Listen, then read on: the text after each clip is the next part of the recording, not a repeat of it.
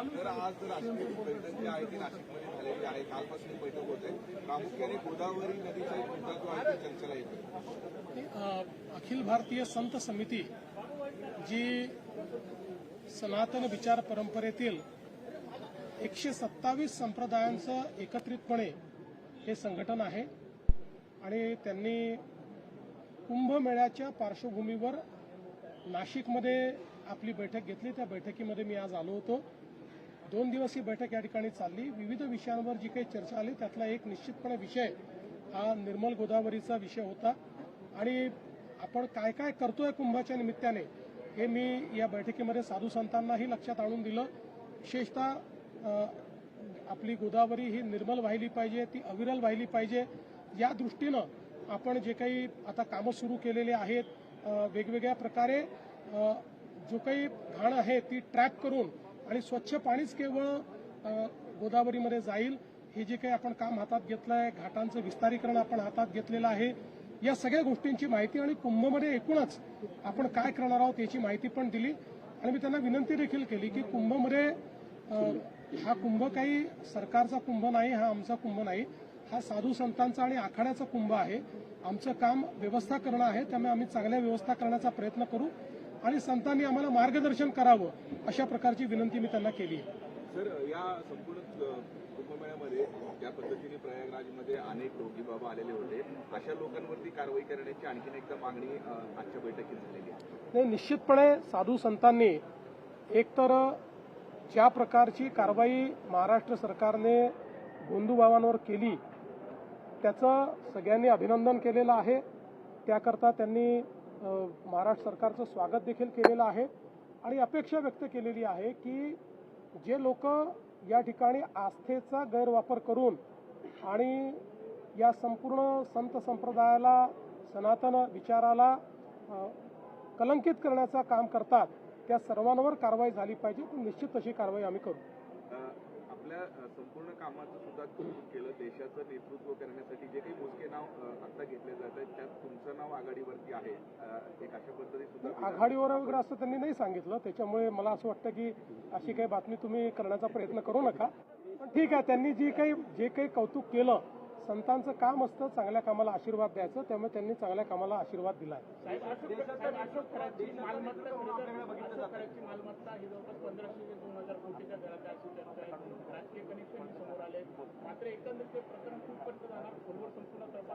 याचा पूर्ण तपास आम्ही करणार आहोत. त्यांनी जे वेगवेगळे अकाउंट उघडलेले आहेत तेही आमच्या लक्षात आलेले आहेत. त्यांचे जे ट्रान्झॅक्शन्स आहेत ते ट्रान्झॅक्शन्सही लक्षात आलेले आहेत आणि आता लोकांचा कॉन्फिडन्स वाढल्यामुळे लोक समोर येऊन माहिती देत आहेत. SITकडे भरपूर माहिती येते आहे. त्यामुळे ही सगळी पाळंमुळं जी आहेत ती खोदल्याशिवाय आम्ही राहणार नाही.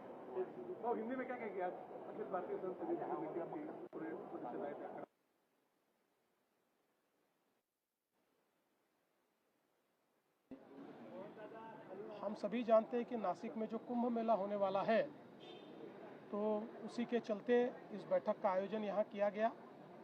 कई विषयों के ऊपर इसमें चर्चा की गई. विशेष रूप से कुंभ के आयोजन में क्या करना चाहिए, किस प्रकार से गोदावरी निर्मल और अविरल बहनी चाहिए, ये सारी चीज़ों पर चर्चा हुई. हमने भी महाराष्ट्र सरकार इसमें क्या क्या कर रहा है, हमारी नगर निगम इसमें क्या कर रही है, ये सारी बातों की जानकारी मैंने दी. किस प्रकार से हम गोदावरी को अविरल और निर्मल करने का प्रयास कर रहे हैं, किस प्रकार से त्र्यंबकेश्वर में हमारी नदी 12 महीने बहती रहे इसका जो हम प्रावधान कर रहे हैं, बाकी भी जो सारी व्यवस्थाएं कर रहे हैं वो सारी चीज़ें हमने कही. और हमने संत समुदाय से ये अपील की है कि कुंभ मेला ये कोई सरकार का मेला नहीं है.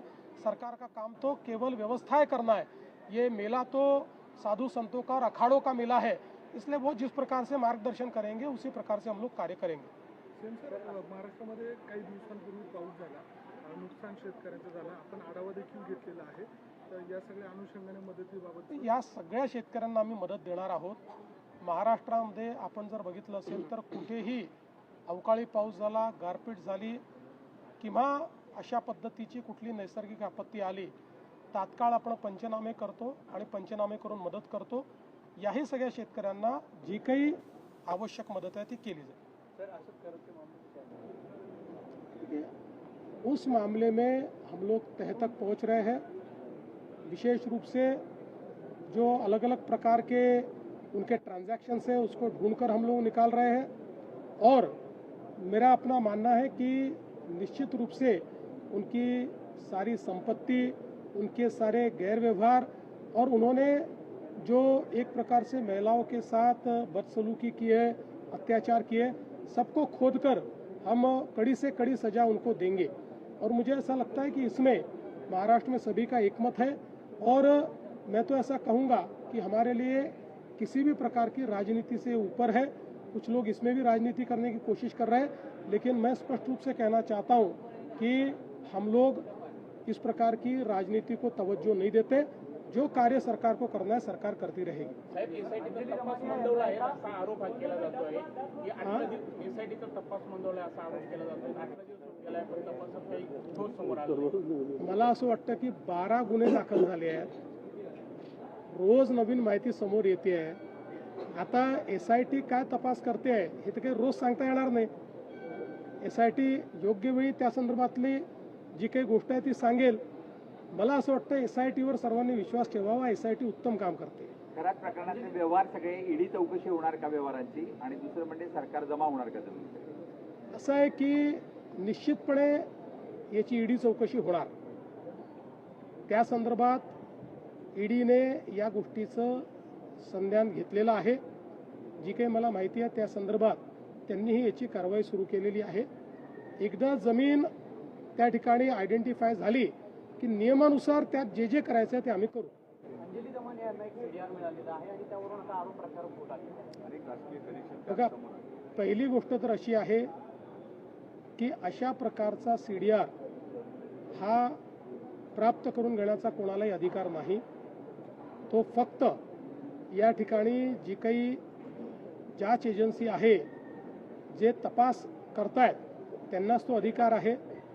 त्यामुळे असा हा सीडीआर कशा पद्धतीनं लीक झाला, तो कोणी लीक केला, या संदर्भातली चौकशी राज्य सरकार करेल।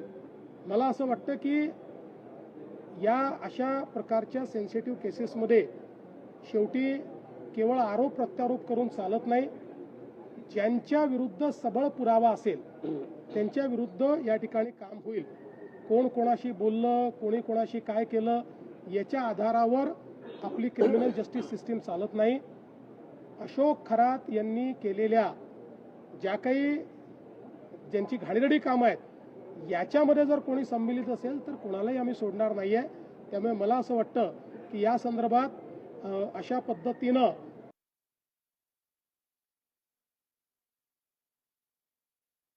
आणखीन एक साहेब, नाशिकमध्ये घोटाळा गुन्हा दाखल झालेला आहे। फक्त गुन्हे होतात पण कारवाई होत नाही असं सुद्धा एक आरोप केला जातो। गुन्हा झाला तरच कारवाई होईल। कारवाईची पहिली स्टेप ही गुन्हा दाखल करणं आहे। त्यामुळे ज्या ज्या लोकांनी चूक केली असेल त्यांच्यावर गुन्हा दाखल होईल आणि त्या त्या गुन्ह्याच्या तीव्रतेप्रमाणे जे काही कायद्यामध्ये दिलेलं आहे त्याप्रमाणे पुढची कारवाई होईल। महिला आरक्षण यांनी ज्या मागणी केलेली आहे की अफजल खान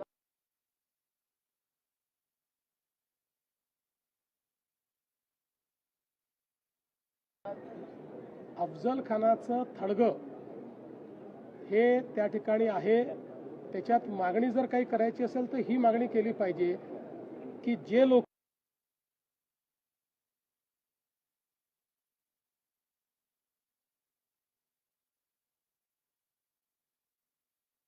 पहिले केला पाहिजे। बाकी ते जे थडगा आहे ते ASI कडे गेलेला आहे। त्यामुळे मला असं वाटतं की आपल्या सगळ्यांना या गोष्टी म्हणजे महाराष्ट्रात राहायला स्वराज्य तर नष्ट झालं नाही पण त्याच औरंग्याचं थडगं हे महाराष्ट्रामध्ये तयार झालं। हे